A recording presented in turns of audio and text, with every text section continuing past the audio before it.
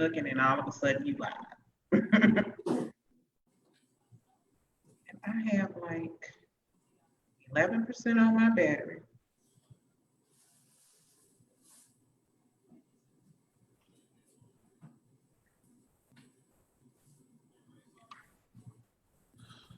Good evening and welcome to Let's Chat Dallas Testimony Tuesday. And this evening I have a very special friend here with me, Miss Kimberly Caldwell, and she is the founder of Jewel's Carekeeper? Comfort Keeper. I'm so bad with that. People not gonna come on my show no more if I can't remember their stuff. You're fine. You're fine. Jewel's Comfort Keeper. And you know, the name stands out to me because Jewel was actually the name of my great-grandmother. So we'll definitely talk about that. Okay. And so I thank you, Kimberly, for joining me this evening. And it's been a couple of years since we started at the club, but it's been a couple of years since we've had a chance to visit with each other and sit down and chat. And you know, the way things are going, you know, having had the quarantine and all that kind of thing, and then, you know, now with the riots and everything, it seems like this is just getting turning into a Cherie and Friends show. So that's okay. That's okay. That's all right. You know, and we were just talking, I didn't want us to get into a whole conversation because some of the stuff that we were talking about, I want us to talk about on the show tonight. Okay. So, you know, so now we're here. Now, usually I do have a spiritual message, but I think that the fact that this is Testimony Tuesday is the biggest spiritual message that we can have. Absolutely. Now, I met you in church, and so I know you a church girl. I know you know how to testify. I know you know how to pull through, how to trust in God and everything, you know, because you look wonderful. Thank you. You look wonderful. You look wonderful. How are the children? I told you this was just going to be like we talking on the phone, except we're not going to talk about nobody. Yeah, no, we won't do that. But so how are the children? Is your oldest still in the military? He is reserve status. So Christian is now 24. Bryce the middle boy just turned 15 today. Okay.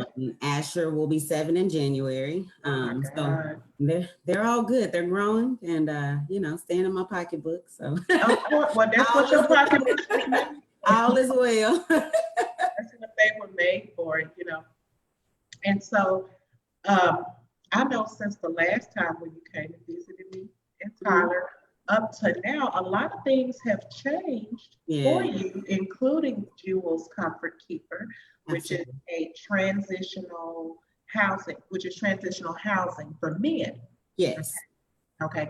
So that's what we wanted to talk about because I want to go back. I know you have, I don't know, but you haven't been doing this for a long time, but how long have you been doing this? June 24th, we will be celebrating 1 year. Oh, okay. So we're coming up on our 1 year anniversary. Awesome. Yes. So Kimberly, tell me how you became inspired, because you could have done anything as far as nonprofit is concerned, but with this particular venture, how did you become inspired to do this? Well, initially, when I wanted to go into business, I wanted to work with individuals with intellectual disabilities. So, because I've done that mostly for the last 20 years of my life. And so I've always loved to serve and always loved to help others. And so I was going to go that route. And I laid in the bed and I remember the day as clear as if I dreamed it last night. It was May 15th of last year. And the Lord came to me and basically said that things that caused me pain would bring me purpose, but he would get the glory out of my life. Yes. And so when it was presented to me like that, I began to think about my brother and think about other male family members and friends that have been incarcerated and came home, no hope, no resources.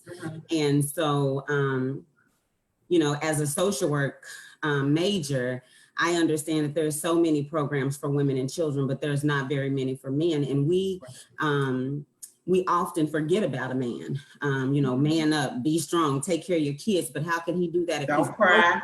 right? How can he do that if he's broken? And men deal with depression and anxiety and what looks like anger to us. Oh, he's abusive. He's that. Could he very well be broken? Could he very well be hurt? And so I promised the Lord that he gave me, the vision that he gave me, that I would run with it until the very end. And Philippians 1:6 tells us that he that began a good work in us, that he'll complete it until the day of Jesus Christ. And so I believe that God has given me, I'm just running with it, because what the Bible also says is that you're supposed to leave a legacy. You're supposed to leave something for not just your children, but your children's children. And so I don't want JCK to be a overnight sensation. I want it to be a legacy thing for my children, because I come from a lineage of women that helped, and to be able to help a man, I get asked the question often, Kim, how can you help a man? You're a woman. And I said, I'm glad you asked, because I'm a nurturer, and because the strength comes from a woman. A healer. I'm able to speak into that man's life and let him know that he's the king that God has purposed him to be in the earth long before any of his problems arrive. So JCK, and then the name Jules Comfort Keeper, my grandmother's name is Jewel. Okay. Funny thing is, she passed when I was 6 months, but all of the stories that I heard about her, I began to believe that I am her reincarnated. I believe that. I believe that she lives on through me. Just the things how they said she would help and she would feed. And that's been me my whole life. I'm a giver, I'm a lover, I'm a doer. And I've always served, and I've in sometimes capacities where I've been hurt. But one thing about it, when it's natural, when it's a gift, you don't get tired of doing it. It comes naturally, right? Yeah. And so Jules, when I think about who we are to them, we're a jewel to them, and we're comforting them to keep them so that they don't have to keep going back and forth, so we can reduce recidivism. And so Jules Comfort Keeper, that is where it came from. Just I wanted to let my grandmother's life and light live on. Amen. Well, I mean, for one, if I could be proud of anybody, that's not my own child or blood, I would definitely be proud of you. And I shouldn't thank you for coming with the word tonight. I knew you would let me down. I knew that you would not let me down. And so I do want to talk about that as far as men are concerned, because we went out with the McQueen Foundation about a week or so ago, and we went down to feed the homeless, and about 95% of them were Black men. And, and now the country is in such an uproar, with the rioting, the social unrest about, George Floyd, the way he died there in the street in front of all the world to see. Okay. And with Black men, it is so important that we do reach back, because like you said, there's not only do they have this oppression hanging over them, and it's not an excuse. We can't say that it's an excuse anymore. Okay. We can't say that, but there is that cloud that does cause them to be disproportionately, what's the word I'm looking for? Treated, oppression, oppressed and discriminated against, from the time that they're young. And I know you have 2 boys, okay? And your boys are there. I have to give it to you. I don't care. Your boys are good boys, and you cannot be a good boy without having a good mother, a God-fearing mother in this day and time. And see, I was raised by a single mother, but she was a woman, so raising another woman was not a hard thing for her. Of course, I missed out on having a father in the home, but our Black men are targets. They are targets for just about everything, from murder to not giving them jobs to not allowing them to pursue their education. There was a young man that should have gotten a scholarship for basketball, and he didn't. to go to a major university, and he ended up at the community college on grants. And it's things like, like that. I mean, that's just one thing. Mhm. But in feeding the homeless, there was one man, he told me, he said, we want to do better. We're not looking for a handout, we're looking for a hand up. Absolutely. And with a, a place like yours, Mhm. tell me, who you take in, who do you serve? We know you serve men, Mhm. but where do they come from? Okay. And how long are they able to be a part of your program? And what happens to them when they leave? Because it's obviously transitional, it's not a permanent situation. So can you explain that a Absolutely. little bit? So when thinking about all of that you said and thinking about men and the population that I wanted to serve, our program focuses basically are mostly now currently on reentry. So men that Okay. have been incarcerated, men that have been convicted and incarcerated via jail or prison. Um, and the program is 18 months. And we do everything from, I say we're a one-stop shop for men because we help them with housing. We help them get employment. If they don't have their GED or high school diploma, that's afforded to them, allowing them to, one, just be in an environment that is conducive to a home style, not prison. I know a lot of transitional homes or halfway houses, they crowd them just like they do prisons. And if he's come from that, you want to introduce him to something different. So Right. he may be in a room with another man, but he's not in a room full of men. And so Right. we make it more home for them. But it is an 18-month program. And it's solely, most of those guys are on SSI and they're not working and things of that. So we definitely go according to their income and things like that. And even working with them, because we understand that coming home, they're not going to come home and get right on a job. But we do work with employers that will employ them, that only work with felons. And we have opportunities for them to do truck driving and welding and picking up different trades so that they can be employable. A lot of times, some of these guys, a couple of guys that I've worked with currently have been gone 20 and 25 years. And this is a new world to them. Everything is different. Cell phones, not knowing how to work a soda fountain, and just things like that. Not even knowing how to cook their own meal or wash their own clothes, because that's not what they do. And so Jules Comfort Keeper basically help the man from start to finish, just learning basic skills and being employed and transportation. If you can think of it, we help them with it. Everything. Yeah. Everything that they need. I mean, Yeah. And some of them may not even come out we knowing how partner to. with other organizations and other nonprofits that if we don't offer it, we have resources for them to get what it is that they need. Oh, okay, Yeah. awesome. So how does a man get into your program? Do you have to go into the prison, or is there like an application So process? there is an application process that we have, but also I'm connected with the Texas Department of Criminal Justice. So when guys are being released, they will call and see if there's if we're able to take that individual. A lot of times guys are mandated to go to a halfway house before they can choose where they want to live. And so we just stay connected that way. And so when they're done with, basically it's jail time in the free world, then they can come. It's their choice to choose our transitional house, because transitional houses, you can choose whatever transitional house you want. Halfway house is usually mandated by their stipulations when they are released from prison. Yes. Okay. So with that, let's talk about this 18-month period. Okay. Okay.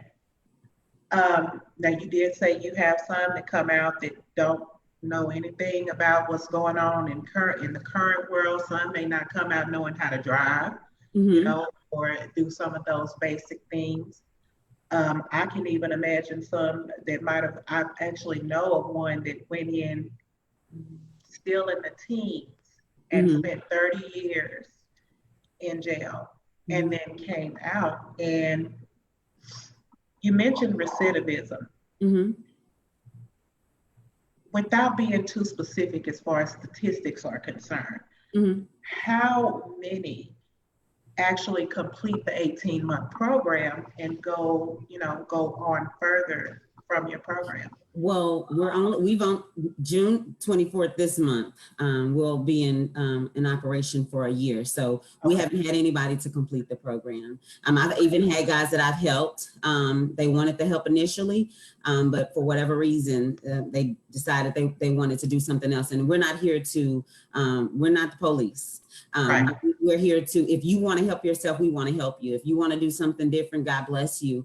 Because one thing you can't do is you can't make anybody, especially a grown person, decide that they want to change their lives. We're here for the man that say, you know what, I've served my time. I need to get it right for my children. I need to get it right for myself. I need to be all that God has purposed me to be in the earth. And those are the guys that we want to help. I'm not assigned to everybody, but those that I'm assigned to, those are the ones that I will work with. Absolutely, absolutely. Because I mean, it's a wonderful thing. And with that, I'm just trying to think of, what all we could talk about, because there's so much that we could discuss. I want to go into mental health, because mental health is probably going to be one of those reasons. Now, you may have some guys who just feel like they don't need the program, they can make it on their own, and boop, they're gone. But then you have those that have mental health issues. Okay. And I want to talk about that, but I don't know how much we could go into that as far as your program is concerned, because you did mention that you do help with mental health. So how severe of a mental health issue are we talking about?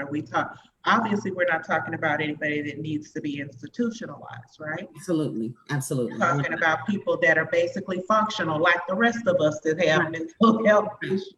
Right. I mean, when I'm glad you brought up mental health. I want to back up just a little bit before I answer that and say that what I noticed when I got into this, I was very discouraged in the beginning, because most people are looking for something to buy, t-shirts, a cup, a shirt, something, you know what I mean? They're looking for something tangible to buy. And so I don't think in the beginning, people saw the value of what we're doing. We're an answer to a problem. Yeah. Jules Comfort Keeper is a solution to a problem. And there was a pandemic long before COVID-19, okay? Okay. And that pandemic is the systemic racism, men being thrown in and out of jail at young ages, instead of really getting to the root of the problem, which is usually mental health. So you see a guy, he's on drugs, and the first thing we say is, oh, he's a dope fiend. Could it be a dope fiend, or could he really be dealing with trauma? One of the guys, I won't mention his name, that I began to help when he first came home, he got his first dose of heroin in his vein from his mom at the age of 10. And then he began to live a life of all, seeing his mom be with different men so that they could get high together, and just different things leading up into him murdering someone. And so he had to deal with that. And so what I will say is men have a lot of silent cries that they don't speak of, because again, we live in a society that beat them down to nothing almost. They're afraid to tell somebody, hey, I really need to see somebody. I'm not good, because we'll say that all the time. Oh yeah, I'm good. No, you need to tell people, hey, I'm not good. I'm a mess right now. I need some help. And so we're connected with like Tarrant County MHMR and outside resources that will assist us with counseling and therapy and things of that sort. I have members on my board that are licensed social workers, that are counselors, that are able to assist them. We offer group and individual counseling for individuals. And then after counseling, it's okay to take some pills. Like if you need some medicine to stay chemically balanced, it's okay. In the Black community, it's a stigma. Oh, she's bipolar, which I think we need to stop that, because you don't know what has caused the person to be. People deal with PTSD, unspoken traumas, and that's really what it is. We've been suppressed and oppressed for so long, and then we do it to each other. Oh, you are this or you're that, instead of saying, you know what, sis, or you know what, brother, let me help you. And so we're not here to tear down a man. We're wanting to build him up and to empower him, to let him know that even if you have to go that way, you're still all that God has created you to be. Absolutely. So, yeah. Because what, and I say this often, and I'll be remiss if I don't say it. A man is what he does in a moment does not define his entire life. It's what he did in a moment. And the difference between him and us is he was exposed. He hid our stuff. And if we were exposed like him, we would too want that same grace. And so Jules Comfort Keeper is all about extending the same grace that we get every day, and just helping a man through that, whether it be mental, whether it be financial, whether it be, I don't know any of this stuff, I can't read or write. We want to build him and not have him to go back to, because what I noticed when I talk to guys about them going back and forth, getting out and going back, getting out and going, he said, nobody gives a damn. That's what you hear. Nobody gives a damn. We get out, they give us $50, a knapsack, and whatever clothes that'll fit us. So a lot of times you just piecing stuff together to get on that bus to come home, and they say, okay, well, now you got to go report, and now you got to pay $70, $80, $100 a month. Good luck. You know they're going to go back because you're giving them no tools, no resources, no anything. And so I'm dedicated, and the members of my board, we're dedicated. I have a business partner, Dr. Colin Solomon. We're dedicated to making sure that we restore the entire man. We want to do it in a holistic way and let them know that it's a marathon. It's not a sprint, and it's not going to happen overnight, but you will get to where you need to be. Again, Philippians 1:6. I hold firm to that, because so often we look at where we are as to where we want to be, and we're right where we're supposed to be. When you're living on purpose, and you're living in purpose, it may not look like the next person. You may not be where somebody else is, but it doesn't matter if you're 34 or 64. You'll get there. And that is my message across the board.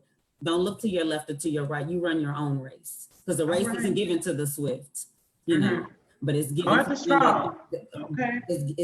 Our strength is made perfect in weakness. That's it. Yes. And so with the whole Black Lives Matter, you know, it's easy for people to get behind a slogan, okay, and to march for a week or two behind a cause. But what has been happening to our Black men has been happening since they were brought over on the boat. And even probably, I mean, in some places before that. I'm just talking about America. Right. Okay. Right. And the Black man in America has never had a fair shake. If he was able to make it out, it was just the grace of God, mama, grandmama, you know, and just a lot of hard work. Absolutely. And so as we, you know, in getting behind this campaign, you know, I'm not a political person. I probably haven't watched about 15 minutes worth of news in the last 5 years, honestly, because I'm so focused and it just brings me down. I can't do it. But lately, I've seen, you know, so many people care, because, you know, the images of George Floyd's death are hard to escape. Okay. But if you look at George Floyd looks like every Black man I know. And that's not to say that we all look alike. Okay. Absolutely. He looks like my cousin. He looks like my brother. He's the same height and build as my brother. He looks like the guys I went to school with. He looks like every Black man in America. And for him to be down and losing his life being choked out of him, that was the image of 300 to 400 years of oppression of the Black man being on his back, his hands tied behind his back. That is one of the things, because with the Black man being treated the way he's been treated and been oppressed the way he's been oppressed, enslaved, imprisoned, accused, abused, it's no wonder they don't all have mental illness. Absolutely. You know? And then of course that, because he's the Black man, that trickles down. No, but that trickles down into the Black woman, the Black child, you Absolutely. know, and it distorts our potential, you Hmm. know. So we, as Black women, of course, we gotta muscle up, Hmm. start doing the things, and then also look back and say, but here's my brother, here's Absolutely. my dad, here's my husband, here's my son, and I've got to get him up out of the grips of uh, this systematic slavery and racism that's been going on. So what I'm hoping that comes out of George Floyd is a martyr. Yes. Okay, he is a martyr to me, just like Martin Luther King. They brought up all kinds of stuff about his life and him being a criminal, this, that, and other. You know what? I don't care. I Absolutely. don't care anything about what he did before. He did not deserve to die the way that he did. I You agree. know, and so it's so important for programs like this. Hmm. We might not be able to get them all, but if you can get some, and it does take a person with a big heart, full of the Holy Spirit Hmm. and unconditional love, to not hold this man's whole life and history and Black history. Absolutely. I just want to know, let me switch gears, and it's not really a gear switch, but do you all offer spiritual counseling? Do they go to church? Do they get, So, word? I'm not going to say struggled. One of my challenges with that is I believe that if you love them, if you just show love, you'll draw them, because a lot of them come home Muslim, they come home with some other race, and so you're not there to dictate a person's religion. Right. I think you're there to be the example, and draw them. I believe that you draw people with your love, and Mhm. so spiritual counseling is available, but it's not one of those, if you don't do this, then you can't be here. Not one of those type Okay. of things, because you have to let people find their own way, but you have to be the example. Mhm. Because Jules Comfort Keeper is based off of Jesus Christ. We know that it's Jesus Christ and him alone. And so, Right. but I'm not going to not help a man if he say, oh, I'm Buddhist, because that's between him and his God. Or I'm, anything else, or I'm anything else, because right. yeah, because God definitely does not call us to judge people by their religious choices, which is Absolutely. another form of oppression in this country that we've had to deal with. Absolutely. Yeah. Absolutely. So I mean, it's really, really great what you're doing.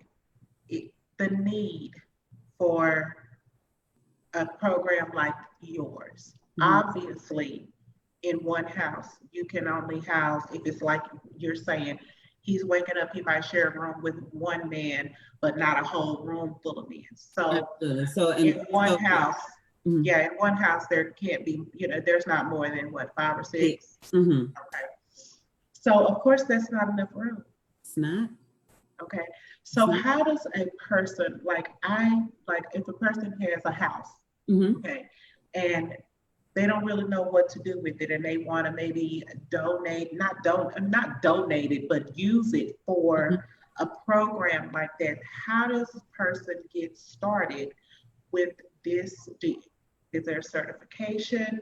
You know, So to do exactly what I'm doing, there's no licensing or certification or anything like that. I will say, make sure you have your whatever it is that you're doing, your business. Make sure that you have your 501c3 in place, and make sure you have a board. Make sure you have people around you that are like-minded.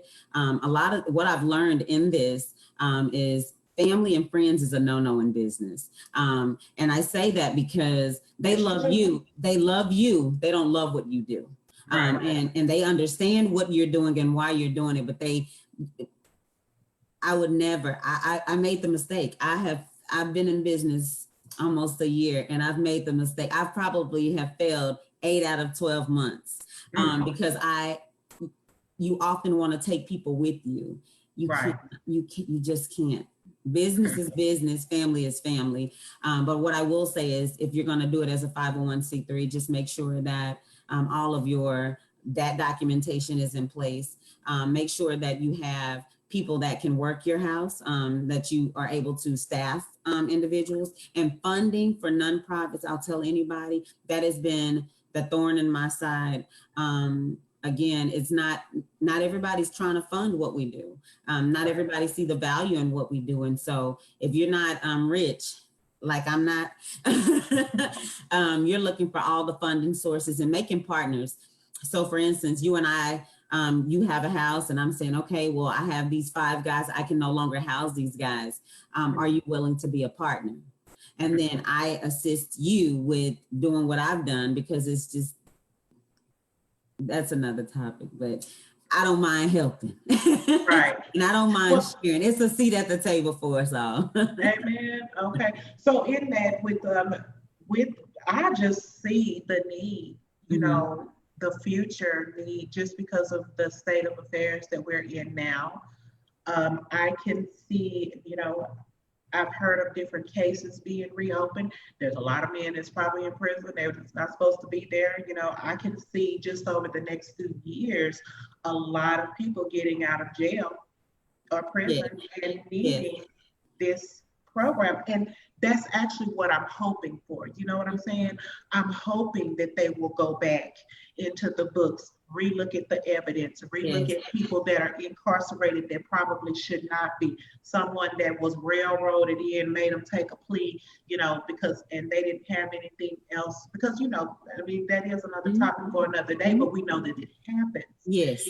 And so when they come out, mama might not take them in, sister and brother them might not take them in, you know. So I can see the need for this, not only for men, but for women as well, you know. Absolutely. Especially with clemency, you know, and all that type of thing.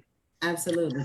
My goal ultimately is to own blocks, apartment complexes and fourplexes, as they call them. That is what I want to, I want to be able to get investors and people to see the value in what it is that I do.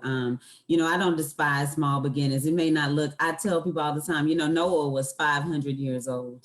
Okay. And you see, I got 10,000 gray hairs and I'm just now trying to start doing so you know, I'll tell anybody, don't despise small beginnings. You may look foolish to people, you know, people may say, I don't know what that person's doing or why they're doing it. But I just believe God. And one thing I know about God, he's not a man that he should lie, nor the son of a man that he has to repent. So his word won't return. You might as well just preach. Just go on. His word won't return void. And so I'm confident in that, knowing that everything that is needed for this, I really, my prayer is that more people that have a heart to do what it is that I'm doing will jump aboard, and whether they do a nonprofit or partner with other people, even open their homes to, you know, of course, doing background checks and finding out about these people. You don't want to just have randoms, but just being more open to help. We have gotten to a me, my, four, and no more society. It's what, as long as we're good. But what you don't realize, if you don't help him, he may be coming into your house. So let's help him. Let's get him a skill set so that he can get on a job, get himself together so that he can take care of his children and he can feel better about himself, because anybody knows that if you have a little money in your pocket and you're saving money and you're feeling good about yourself, you do well. And that is at the end of the day, I just want to empower, enrich, restore, because somebody did it for me. What you see, the person that you see today, I've not always been. And I thank God for his grace and his mercy. And I thank God for somebody reaching back, because even myself, I almost went to prison. And that's not a place of, of embarrassment for me. I overcame, because the love that God showed me and me having to go that way. I felt like Joseph at one point in my life, you know, being in the pit, going from the prison into the palace. A lot of times you have to go that way so that the people that you reach back to help, you can let them know that if he did it for me, he can do the same for you. Yeah. Yeah. That's a very rich message. I'm so glad that you brought it tonight. You know, I knew that you would, because I know you to be a woman of God. And so if a person has the heart to do this, how long is that application process for the 501c3? Because a lot of people have looked into it and just given up in the process?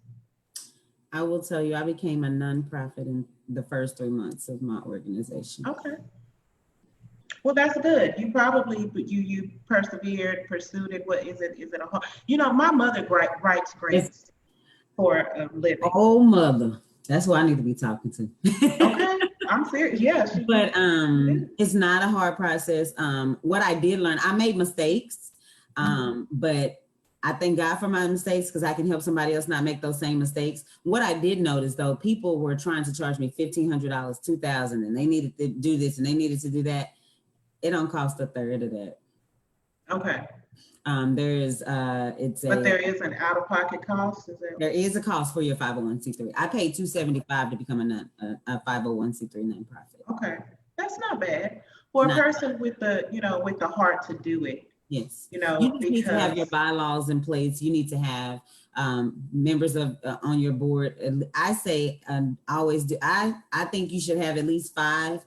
There will always be one that may fall off along the way, or 3 solid people that I mean, yourself and 2 other people. But just have people that have a like mind to do what you do. You know what I mean? Right. And don't have a vested interest in trying to gain as much as they can to try to take what you're doing. Because you just have to be careful. In business, any kind of business, you have to be careful. So it is a business, basically. It's just a not-for-profit thing. It is. It is. Well, it's in my whole thing in being a servant and demonstrating perfect service. Mm-hmm. Perfect service is demonstrated really just number one by the fact that you have it in your heart to do it. Mm-hmm. And that you have that unconditional love. Not only that unconditional love, but you know in your mind that you're going into it dealing with a person that is very damaged. They're damaged. They have to be. If you spend, I spent 8 days in jail and I was damaged.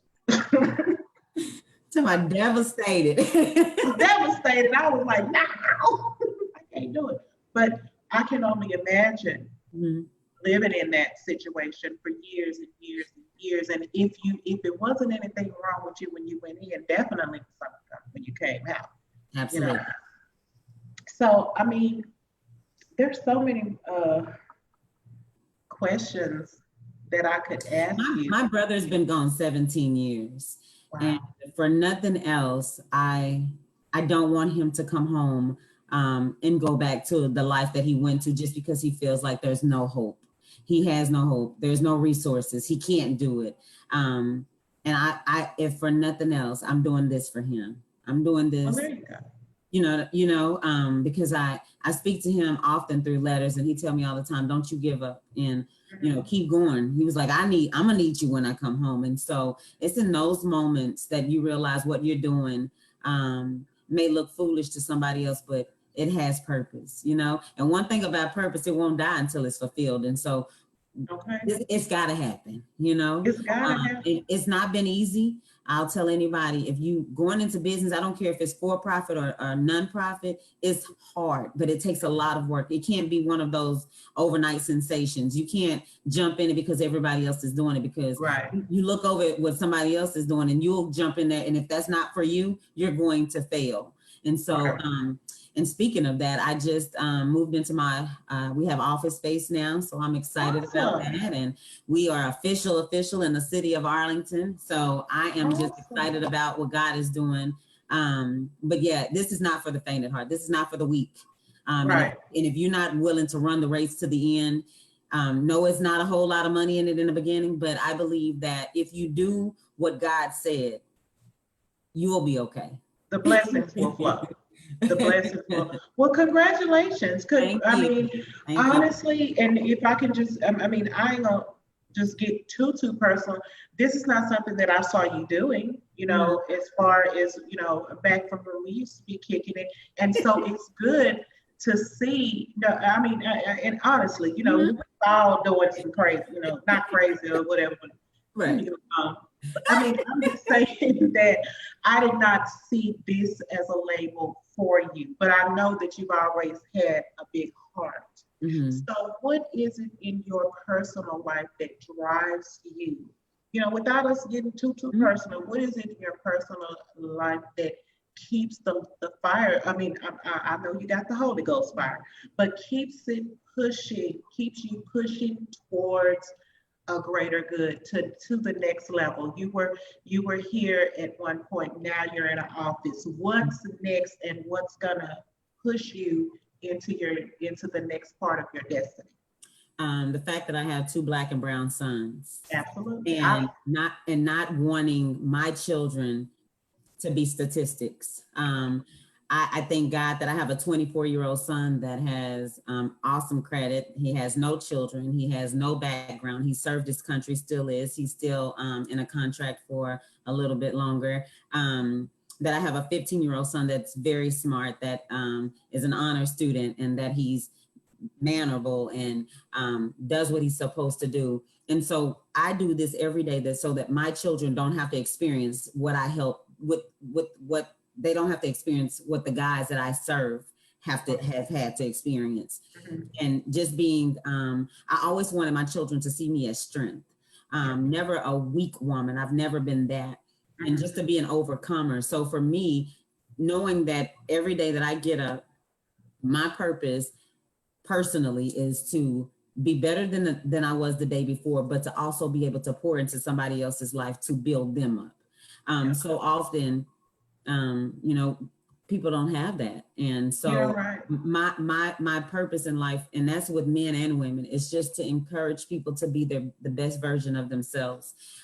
We are in a time where everybody is, even myself, I have to check myself. I have to do mental health check on myself and my friends, because we live in a time where things are so uncertain. Yes. But I get up every day knowing that if God give me another day, whatever it takes, so that I can make JCK better than the day before, so that I can position myself to help more people, to get funding, to be able to reach more people, then even if I can't reach more people, but to connect with other people that have more reach than I do, so that we can connect, because this thing is too small of a number to accomplish great things. And so you have to connect with other people that, again, that believe in what you're doing, are like-minded, and want to see that same change. I don't want to see any man, especially Black and brown men, go back and forth, in and out of prison and in and out of jail, and being away from their children, and being a single mom of 3 kids and not having my children's father in their life. That was difficult for me, because I feel like I failed my boys. But looking back on the situation, hindsight is always 20/20. Yeah. I thank God for him allowing me, trusting me to rear my children, so that they can see the strength in a woman, and realize all that I went through and all that I had to go through, and being the example for them of what not to do. You know what I mean?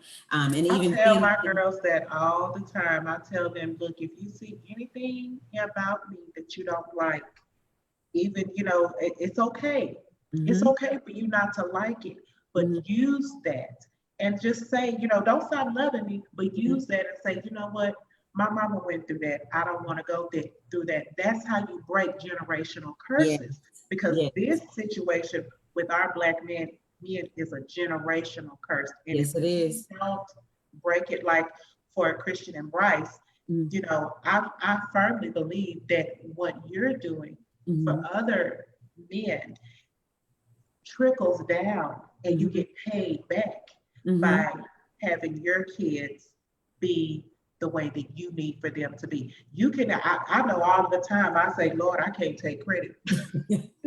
But not, I can, but I can't, and it's the grace of God that, in loving my children, if I show them how to love other people, if I show them the difference between love and hate, between forgiveness and unforgiveness, between being a servant, a person who serves, and being a person who takes, they will learn that, and they will be better than me. And whatever generational curse that has come down through our family line can be stopped with them.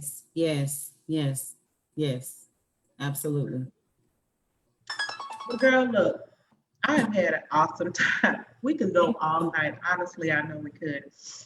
But, and some of these conversations, we're going to have to talk in private so we can really, really get it, really talk about what's really going on, but I just know in seeing you, and you look so good, you have the glory of God all over you, coming Thank out you. of your pores. And Thank so you. that's one reason that I invited you to do this, because I did want you to tell your story, because somebody needs to hear it. Yes. Somebody out there needs to hear what another person did and how another person got through. Like the Mm. Bible says, we overcome by the words Yes, of my our testimony, and we also help others overcome by yes. the words of our testimony. So What I'm so what, glad. what I want to say before we end this, And I was gonna give you the last word, so you go right on ahead. whoever is watching this, it's not how you start. It's not what they call you. It's not who you were, because a lot of times people are still caught up in who you were, but you've evolved from that place. Yes. I can't even entertain some stuff anymore. Like, people say stuff and I can't even answer to it because I'm not there anymore. Right. And what I will tell anybody is, I don't care. A lot of times people feel like they can't advocate for things that they've endured, like be a drug counselor because you used to be strung out, or be whatever, because you used to do something, you used to live a type of life.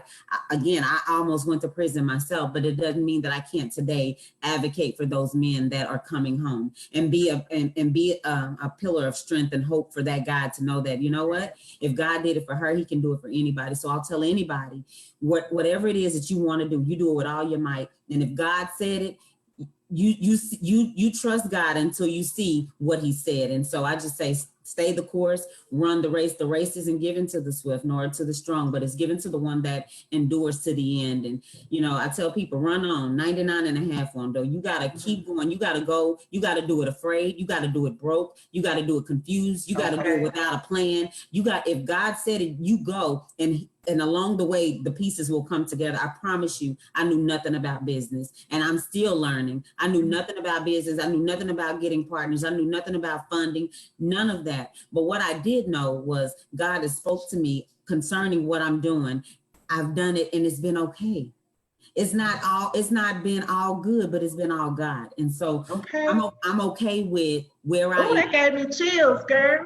I'm okay with where I am, but I understand that what's coming is greater than what's been. And so I tell people all the time, eyes haven't seen, ears haven't heard, neither has it entered into the heart of man, all that God is going to do for those that are his, and those that are focused, and those that are living out their purpose in the earth, because we all need each other. Truth of the matter is, there's strength in numbers. We all need each other. I need you, you need me, we need the next person. Because we can't do this by ourselves. One is too small of a number to accomplish great things. And so I just tell anybody that's listening to stay encouraged, run the course, and quit looking at don't look to the left or to the right. You got to run your own race. And I don't care if you're 50 or 90, if God said it, the manifestation of that thing is going to come to pass. It's going to come. Well, Lady Kimberly, I mean, much love and respect. Thank you. Thank you. To you. And I wish you well. I mean, you're going on in Jesus' name. The cloud of glory is all around you. And I really thank you for coming here for zooming in with me tonight, just to tell us a little bit of your story. Thank you so much. Appreciate it. Okay. Thank you. And we're going to keep in touch. We're going to keep in touch, and we're going to follow Jules Comfort Keeper. Thank you so much. And anything that Les Chat Dallas can do, whatever you're doing, if you want to make an announcement, just holler at me, because I'm your girl. I'm your friend in the business now. Yes, you are. Thank you so much. Thank you for coming. All right. Stay blessed. You too. Bye. Well, that's all for Let's Chat Dallas tonight. So if you would like to tell your testimony on Testimony Tuesday, just drop me a line at letschatdallas@gmail.com. You can follow us on Instagram, Let's Chat Dallas Radio. And of course, you can join our Facebook group, Let's Chat Dallas. It's all about Let's Chat Dallas. And we're on YouTube as well. And we, like I said, anybody that would like to give your testimony from whatever long way you've come, know that your testimony could help somebody else. It can help, not just one person, but a whole group of people. So, don't be afraid. Please reach out. We are here. and we are here to listen and give God glory with you and for you. So thank you for joining me on Let's Chat Dallas tonight. Good night. Have a wonderful evening.